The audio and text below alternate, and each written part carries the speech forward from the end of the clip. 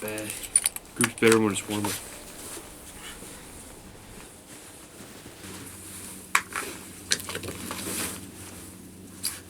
So now we're gonna go 300 yards. I have 2 liters down there. I loaded 3 in the mag because maybe I could be 100%. I don't know. Let's see.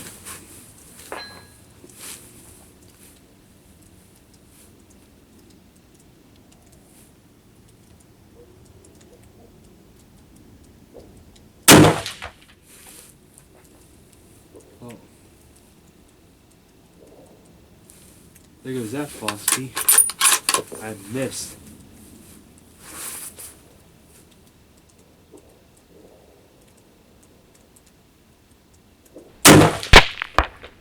Got it.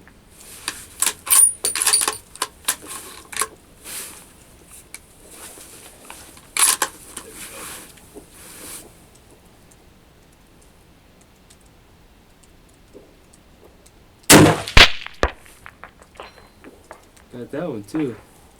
Now, oop. So you're thinking about buying a new hunting rifle and you don't want to spend the money or a ton of money on, let's say, Browning A-Bolt, Winchester Model 70, and you want a gun that is out of the box, ready to go, ready to hunt. A lot of you guys are seeing the Savage Axis 1 or 2. This particular model is Axis 2, the adjustable ACU trigger on this particular model. This is also chambered in a 270 Winchester, and the optic it has is a Weaver 3-9x40 on it. It's going to be the second focal plane. Second focal plane refers to your reticle is right here, as opposed to first focal plane where your reticle is up here. Now, it's also, we have to remember on second focal plane scopes, such as this scope, you must sight in your rifle at high magnification. If you dial down your rifle to low magnification, to let's say 3, it's not, your point of impact's not going to be the same on a second focal plane scope. So, not a big deal. A lot of you guys, 3-9, you're going to probably crank it up on 9 power anyways. This particular reticle, real quick, is this reticle here. You have 3 hash marks down below, and Weaver does recommend you sight this gun at 200 yards at your 0, which is point A. I did that. So your very last hash mark, which is here, will go to 500 yards. So I did some testing on the reticle too. Worked pretty good.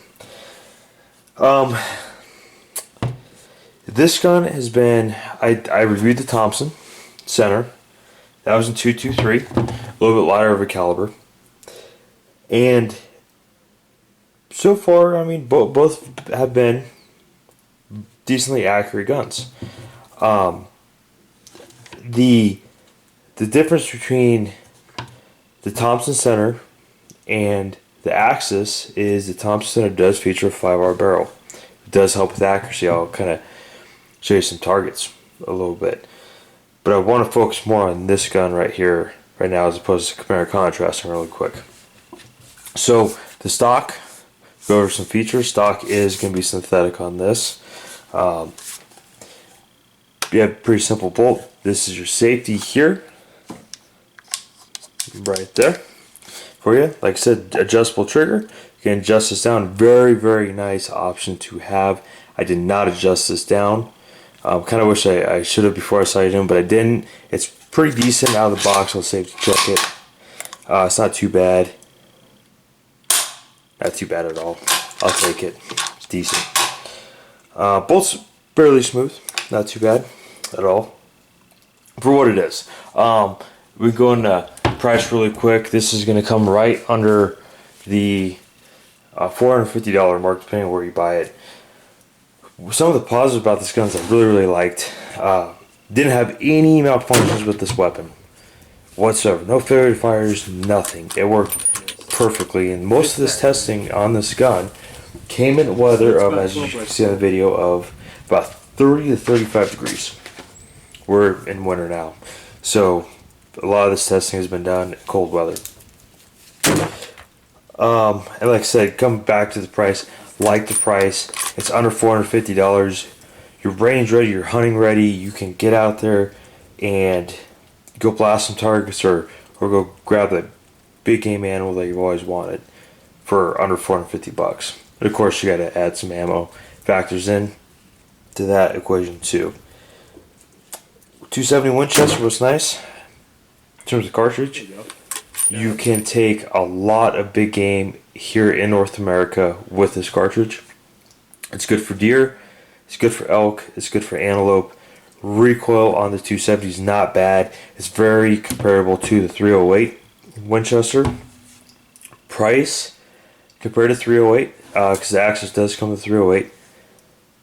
270 is a little bit more expensive, especially when you start getting into premium ammunition, such as Federal Premium, the Vital Shock, even the copper bullets. If you live in states such as California where you have to hunt with copper projectiles, price per box of ammo 270 would be a little bit more expensive because it's not as popular. Of course, like I said, adjustable trigger is a great feature to have. You see a lot of manufacturers coming out now with the adjustable trigger. Ruger's doing it. Even the Thompson Center I reviewed did it. It didn't have the safety here though, but it was an adjustable trigger. And you also get a detachable box magazine that will hold 4 rounds. Of course, it's steel mag here, polymer plate. So when you're hunting, if you can't have it around in your chamber, you're in transport, you have to get in your vehicle. I know some states differ. You can take your magazine out, of course, put it in your pocket. You see an animal, hop out, slam that magazine home, rack one in the chamber, and get it done. That's a nice feature about that. The glass is it's okay. It's okay for the price. I wouldn't really recommend if you had another $250 or $300, maybe upgrade your glass a little bit. If you don't have that type of money sitting around, I would strongly recommend getting some new rings on this. Burst Z rings are pretty inexpensive and they're pretty good quality. Even Warren rings are awesome, but they are a little bit more money if you can't afford some glass, because you can step into a little bit better glass than this for right under $300 if the budget allows it. If budget's not going to allow it, this will get it done all day long for you. And in terms of accuracy, hitting into accuracy, at 100 yards, which is most of my shot groups, this was the best shot group I could get, and this is the shot group on camera. I want to say this was probably me. More than likely was me, of course. This is 4 shots here. I always do stuff for 5 shots. You will always see me do 5-shot groups, never 3-shot groups. That's just how I test my groupings, is in 5 shots. That was a pull. This is more of the gun. This is Hornady American Whitetail, 130 grain. And so it's about $20 a box for the Hornady American Whitetail. Where it gets a little more, let's see if I have another target on a different day here for you guys. Got all sorts of targets. Here we go.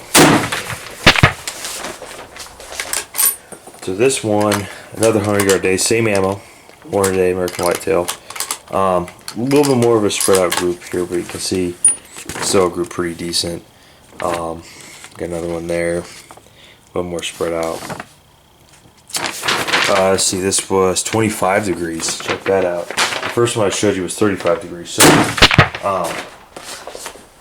you're going to hear me on camera saying, if you look at these 2 shot patterns here, saying it does better when it's warm. And what I meant by that is this particular gun shoots better when the weather's warmer and when the barrel's warmer. As you can see, this is 35 degrees. This is 25 degrees in weather. This environmental conditions. Just that alone makes a difference. So that's 100 yards. Now, here comes, I'm kind of embarrassed about 200 yards on this gun. To be honest with you, it's not very good. I'm not gonna lie to you guys. Yeah, I know. Yeesh. I'm not satisfied with the shot group, so I think what I'm gonna do, I'm actually gonna keep testing this gun. I just want to throw this video down for you guys. I'm actually gonna change my scope and I'm gonna change my rings, and I'm gonna reevaluate, and I'm actually gonna use better ammo, and I'm gonna reshoot this group because I'm not satisfied now. If you're using this for sole hunting, you're like, dude, I don't care about one MOA accuracy at 200 yards or 100 yards. I just want to shoot a deer. Well, that will hit a deer or an elk 200 yards all day and take it down. Bam, it's good. I stretched this gun out to 300 yards. You see that hitting pop bottles. I missed on my first shot. As you can see on camera, I missed. Hit on my second. My third shot, I skimmed the dang bottle. I still hit it, but I skimmed it.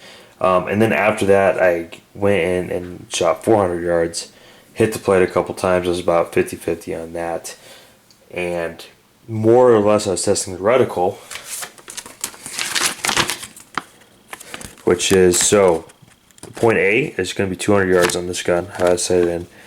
B, 300. C, 400. So C, I was shooting 12 by 12 plate on the second hash, and I rang the plate about 50% of the time with that. So I was getting towards the end of my shooting day, so I was just more or less throwing lead downrange just to throw it downrange. So just for fun. In terms of the bolt, it's okay. I mean, I want a little bit smoother, but it's not a huge deal. The Thompson Center, I tell you, their bolt design is a little more beefy. 3-lug bolt design on Thompson Center. Even the American has a little bit beefier of a bolt. That's pretty standard Savage bolt right there. So, in terms of as you see in the back of this gun, I'm going to put this bolt back in here. Got kind of a recoil pad. It's okay. It works. Sling swivels here. It works. You know, the stock synthetic. The thing is I've hunted for a long time. I'm not a huge fan of wood stocks. I'm going to be honest with you guys. I'm not. Especially with my hunting guns. I'm going to kind of compare this gun. I don't have the Venture or anything with me, but I want to kind of compare it to when Savage was that gun. You're like, oh man, this thing is garbage. And Savage has really turned it around in terms, even in their hunting guns and their law enforcement guns and their long range precision guns. They've really turned around. This particular gun I bought a long time ago for, oh man, I think it was $150. The Savage Model 3 7mm Magnum, and it kicks like a mule. It hurts really bad to shoot this thing. But just to show you guys the progression of kind of what's happened, the bolt, as you can see, has really remained much of the same. Pull this bolt out for you guys. Again, I just left it out, huh? So you can see, here's the handle here. You have two cuts here. And you look at this from Model 3. It's almost the same. Bolt face is pretty much the same. Cosmetically speaking, they got that no longer exists, of course. But pretty darn much of the same. I do like this bolt is a little smoother in my opinion than the Axis 2 bolt. Now, this gun has also, it's older, it's more seasoned, it's been broken in more, a little bit smoother bolt. As you can see here, no Accu trigger. And that trigger's nasty. Nasty trigger. Safety is still located in the same place here. But I can tell you guys that this gun is, this Model 3 is way more inaccurate than the Savage Axis 2 270. It shoots this pattern at 100 yards. I kid you not. It's terrible. But I've shot a lot of things with that gun. Because of the broadside of an elk is a pretty darn big target. So Savage has come a long ways from this. I mean, it really has. Of course, I'm sporting the Nikon Buckmaster on that. I had that's important too. See, these are burst Z-ring steel. It helps out tremendously. Now, going back into accuracy, kind of compare one that I'm kind of not a huge fan of any gun that can't group about 1 MOA at 100 yards. But you know what? It's a pencil barrel. This is a thin barrel. This is a gun that's meant to be lightweight, so you guys can hunt and for a mile, 2 miles with, you know, a 10-pound backpack on your back. Especially if you guys want to do bighorn sheep hunting, mountain goat hunting, you want everything to be light as possible. That's where this gun comes in. Now, the Thompson Center, if you guys watched that video, you could see that I was achieving some pretty darn good shot groups with that particular gun. And I'm actually trying to find my targets here for you guys, so you can do some comparison with that. Yeah. Oh, you have to have a decent rifle.